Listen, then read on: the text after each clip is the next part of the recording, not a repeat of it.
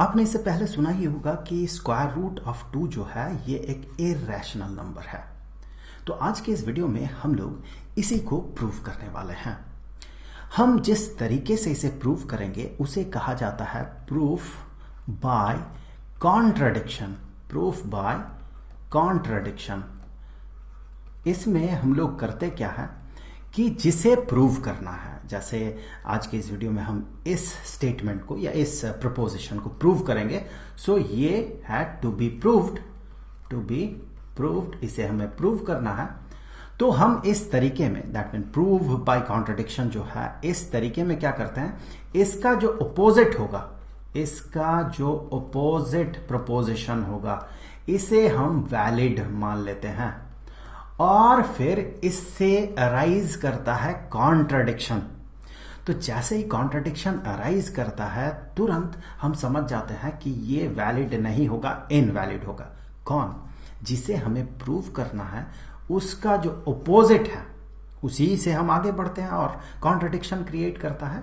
सो जैसे ही ये इनवैलिड हो जाता है तो ये जो अपोजिट प्रपोजिशन है ये अपने आप, चूंकि ये इनवैलिड हो गया, तो ये जो स्टेटमेंट है, ये जिसे हमें फंडामेंटली जिसे हमें प्रूव करना है, ये अपने आप वैलिड प्रूव्ड हो जाता है। तो चलिए शुरू करते हैं। हमें क्या करना है, इसे प्रूव करना है। तो इसका जो अपोजिट होगा उसे हम सही मानते हुए चलते हैं। तो इसका जो अपोजिट है वो होगा square root of 2 is a rational number. Is a rational number, जो कि नहीं होगा, रैशनल नंबर। यही कॉन्ट्रडिक्शन को अराइज करेगा। So square root of 2 is a rational number, ये मानते हुए हम आगे बढ़ेंगे। तो जैसे स्क्वायर रूट ऑफ 2 एक रैशनल नंबर हुआ, वैसे ही हम इसे दो इंटीजर्स के फ्रैक्शन में डिनोट कर सकते हैं। मतलब हम कह सकते हैं ये है p डिवाइडेड बाय q, जहां पर p और q दोनों होंगे इंटीजर्स। और साथ ही साथ मैं आपको बता दूं कि ये एक इररिड्यूसिबल फॉर्म में है। जैसे कि एक rational number, for example 10 divided by 4, ये एक रैशनल नंबर है, लेकिन इसी को हम 5 डिवाइडेड बाय 2 भी लिख सकते हैं। इसी को हमने रिड्यूस किया 5 डिवाइडेड बाय 2 में। सो ये 5 डिवाइडेड बाय 2, ये फर्दर, इससे आगे इसे और रिड्यूस नहीं किया जा सकता है। सो ये एक इररिड्यूसिबल फॉर्म है। इसका मतलब जो न्यूमरेटर है, जो डिनोमिनेटर है, इन दोनों में कोई कॉमन फैक्टर नहीं है एक्सेप्ट 1। तो ऐसे सिचुएशन में ये हो जाता है इररिड्यूसिबल। उसी तरह का फॉर्म हमने यहां पर कंसीडर किया कि square root of 2 is p divided by q, क्योंकि रैशनल नंबर का डेफिनेशन ही यही है कि दो इंटीजर के रेशियो में हम इसे रिप्रेजेंट कर सकते हैं। अब p और q तो रेशियो है, लेकिन ये जो है, ये फॉर्म जो है, ये इररिड्यूसिबल है। So this is irreducible. इसका मतलब ये है कि p and q have no common factor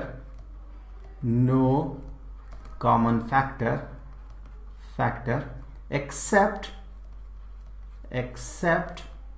1। सो ऐसे स्थिति में ये इररिड्यूसिबल हो जाएगा। सो हम ये मानते हुए आगे बढ़ेंगे। अब मैं आपको यहां पर पहले ही बता देता हूं कि इससे कॉन्ट्रडिक्शन क्या अराइज करेगा। उससे आप आगे के स्टेप्स को खुद से इमेजिन कर सकते हैं, खुद से डिड्यूस कर सकते हैं आगे के स्टेप्स को। तो यहां पर जो कॉन्ट्रडिक्शन अराइज करेगा आगे चल के, वो ये होगा कि p और q दोनों इवन नंबर्स हो जाएंगे। और अगर p और q दोनों इवन नंबर्स होंगे तो ये इररिड्यूसिबल तो नहीं हो सकता है। एक इवन नंबर, फॉर एग्जांपल एक इवन नंबर 8 डिवाइडेड बाय एक और इवन नंबर 6, तो इन दोनों में तो कॉमन फैक्टर 2 हो गया। इसका मतलब ये रिड्यूस करेगा, ये रिड्यूस करके इस फॉर्म में होगा। तो अगर ये इररिड्यूसिबल है, इसे मानते हुए हम आगे बढ़ रहे हैं, और ये दोनों ही इवन नंबर्स हो जाए, तो ये तो एक कॉन्ट्रडिक्शन है। जैसे ही वो कॉन्ट्रडिक्शन राइज करेगा वैसे ही ये स्टेटमेंट जो है ये इनवैलिड हो जाएगा, और जैसे ही ये इनवैलिड होगा ऑटोमेटिकली ये वैलिड हो जाएगा। तो चलिए आगे बढ़ते हैं। तो यहां से हम क्या करेंगे, ये जो इक्वेशन है इसे हम स्क्वायर कर देंगे, इसके दोनों साइड को हम कर देंगे स्क्वायर। सो इससे आगे हम कह सकते हैं कि स्क्वायर रूट ऑफ 2 का square 2 is equal to P squared divided by Q squared. So P squared divided by Q squared, और मैं इसे भी उसी कलर में लिख देता हूं ताकि बेहतर समझ में आए। अब यहां से आगे हम ये पाएंगे कि 2q squared, so 2q squared is equal to p squared, so is equal to p squared. अब आप देखिए ये जो q है, q क्या था, q इज एन इंटीजर। सो यहां पर मुझे लिखना चाहिए था p और q दोनों इंटीजर्स है। सो यहीं पर मैं लिख देता हूं कि p एंड q ये दोनों इंटीजर्स हैं। अब यहां से देखिए, अगर q एक इंटीजर होगा, integer squared is an integer into 2, कोई भी एक इंटीजर इनटू 2, तो ये हमें क्या देता है, ये हमें एक इवन नंबर देता है। मतलब कि यहां से आगे बढ़ते हुए हम ये कह सकते हैं, चूंकि ये एक इवन नंबर है तो p squared is also an even number. So p squared जो है इज एन इवन नंबर, और p स्क्वायर्ड को हम कह सकते हैं p into P. So p squared is p into p। So p into p is also an even number, so is also an even number. p into p he p squared है, so p into p is even number. यहां पर देखने वाली बात यह है कि p ये ऑड नहीं हो सकता, क्योंकि एक odd number multiplied with an odd number, क्योंकि दोनों तो सेम नंबर है p और p। So odd number multiplied with odd number is an odd number.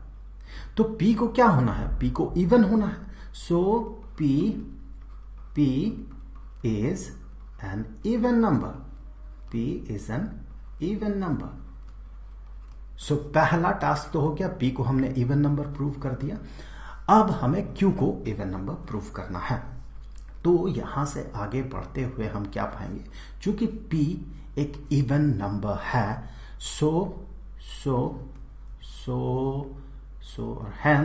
Hence हम कह सकते हैं p को कुछ ऐसे रिप्रेजेंट कर सकते हैं, p is equal to 2 into k। So 2 into k, k एक इंटीजर है। सो p अगर ये एक इवन नंबर हुआ तो इसे हम 2 इंटू k के फॉर्म में, जबकि k एक इंटीजर है, इस फॉर्म में रिप्रेजेंट कर सकते हैं। फॉर एग्जाम्पल 8 एक इवन नंबर है, हम इसे 2 इंटू 4 लिख सकते हैं। सिमिलरली फॉर एग्जाम्पल 34 ये एक इवन नंबर है, इसे हम 2 इंटू 17 लिख सकते हैं। सो हम किसी भी इवन नंबर को 2 इंटू k के फॉर्म में लिख सकते हैं, जबकि k एक इंटीजर है। सो यहां से अब आगे बढ़ते हैं। अब हम क्या करेंगे, फिर से इसी इक्वेशन को पकड़ेंगे, इसी इक्वेशन से फिर से आगे बढ़ेंगे। सो यहां से हम फिर से आगे बढ़ेंगे और हम क्या करेंगे, अब p के जगह पे ट्वाइस ऑफ k को इंसर्ट करेंगे। तो हमें क्या मिलेगा, 2 into Q squared is equal to, p के जगह क्या लिखेंगे हम, twice of k। So twice of k उसी का स्क्वायर, p का स्क्वायर है यहां पर देखिए, ट्वाइस ऑफ k स्क्वायर्ड। सो अब यहां से हमें क्या मिलेगा, देखिए हमें मिलेगा 2 into Q squared. So 2 into Q squared is equal to 4 into k squared.